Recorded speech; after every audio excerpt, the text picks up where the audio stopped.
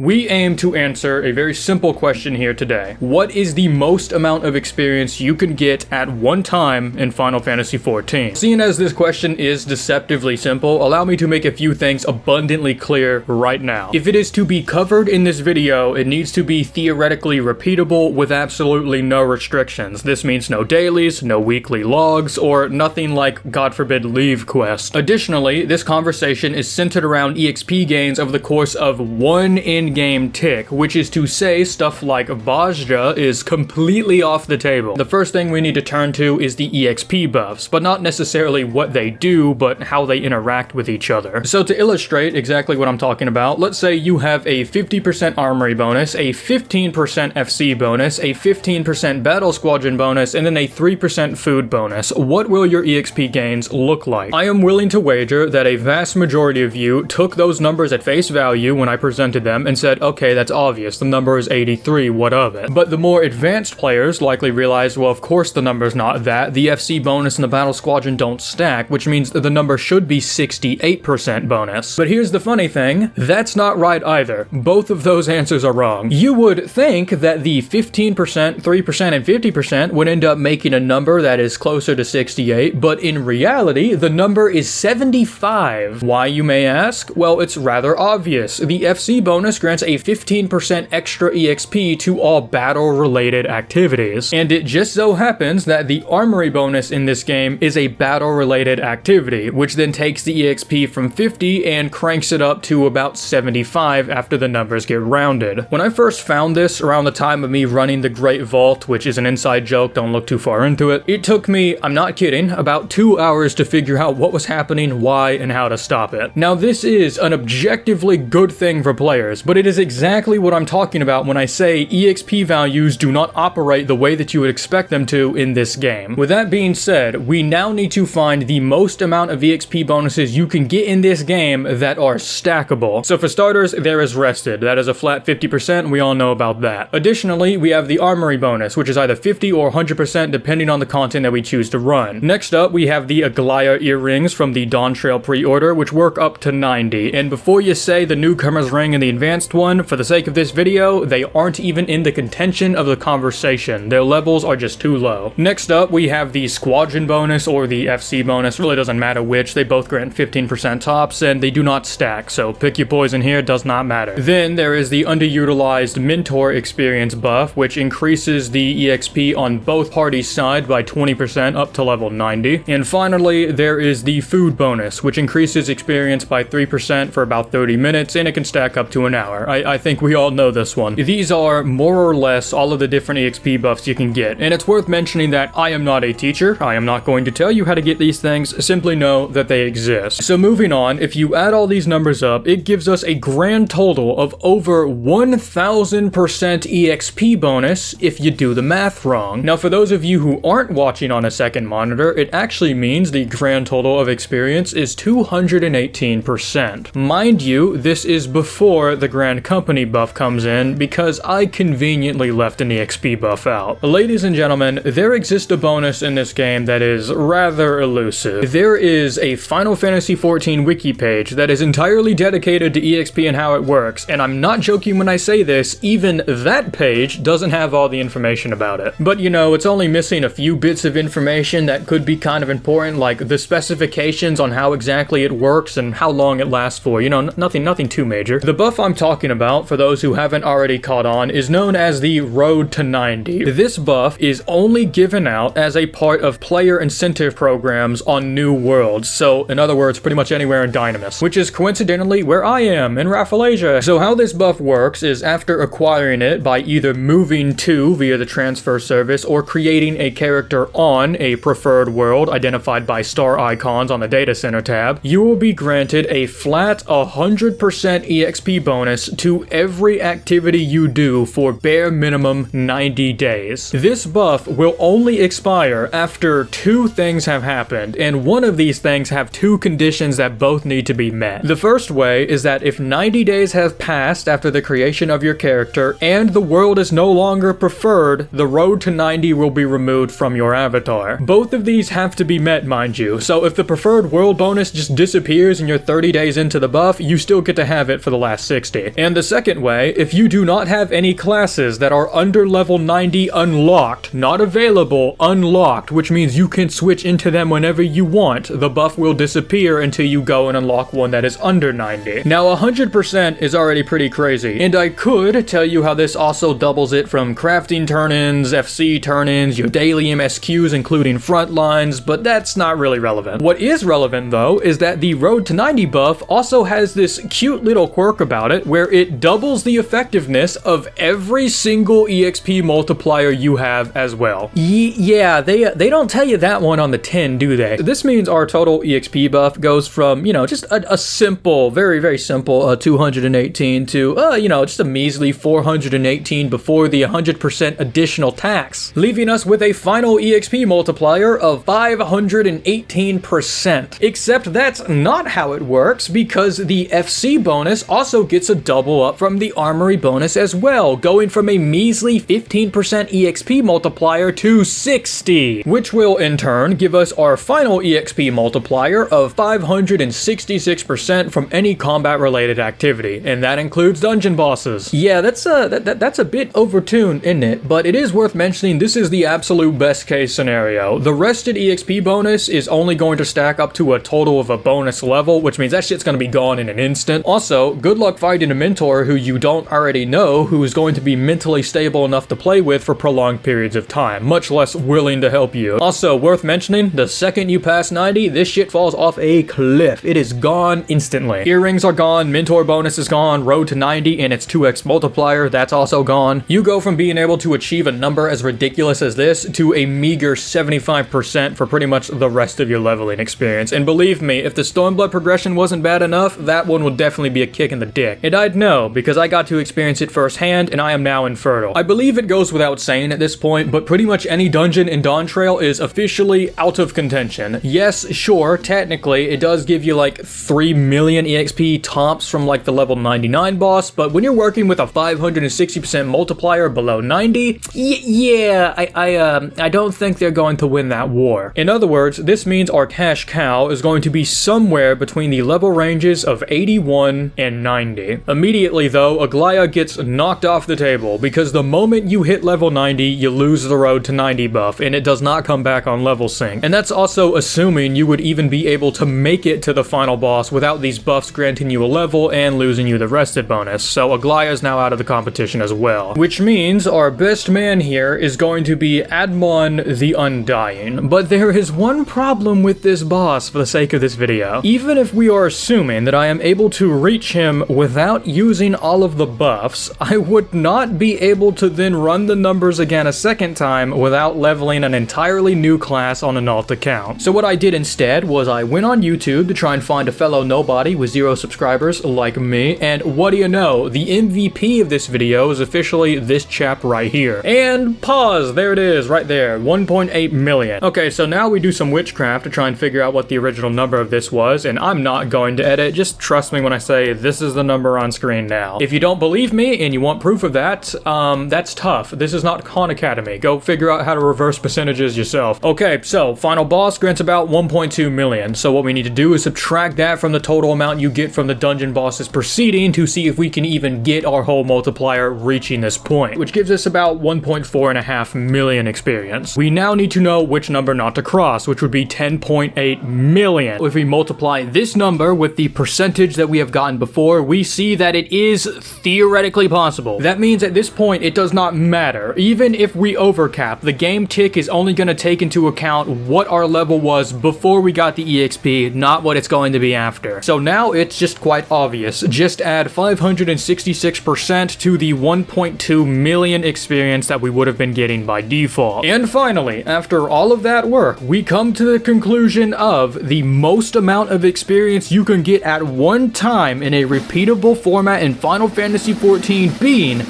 6,796,080 total experience points, which, if it wasn't obvious by pretty much all of the optimism dropping from my voice, is a lot lower than I expected it to be. Then again, I guess a lack of optimism wouldn't be the only reason I sound so different, seeing as this is being recorded 8 months later on a different piece of hardware in a different house in the middle of a storm. So there's that. I'll be sure to leave an explanation for where I've been and what I've been doing for the comment section down below, alongside a convenient beacon for people to subscribe. Anyway, as impressive as 6.7 million EXP may sound, it's ultimately only enough to take a character from level 1 to 55 all at once. Additionally, and more disappointingly, this isn't even the most you can get at one time in the game, so I guess we'll just have to settle for second best.